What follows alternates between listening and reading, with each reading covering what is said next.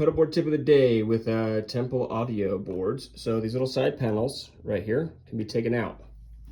It's very important when you're trying to lay out your pedal board with all your pedals. So all the pedals are mounted down. Try to sneak the cable in right there and have it turn in right there, so it makes it nice and easy. Boom, success, got it in there. This is super beefy cable that Strymon provides.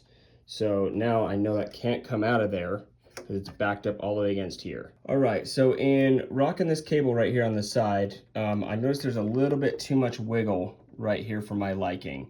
So I went and did a little bit of extra step. We put an anchor in there and then zip tied it to the edge. So if this cable wiggles, it'll wiggle from this point. It's not gonna move this, which this is the connection that matters. So this is nice and snug. I can wiggle this all I want. The board is wiggling, the cable is wiggling, but this connection is not. That's what you want if you're gonna bomb-proof a board. This is for tour. I'm gonna go a little bit over the top and make sure it's all mounted down perfectly.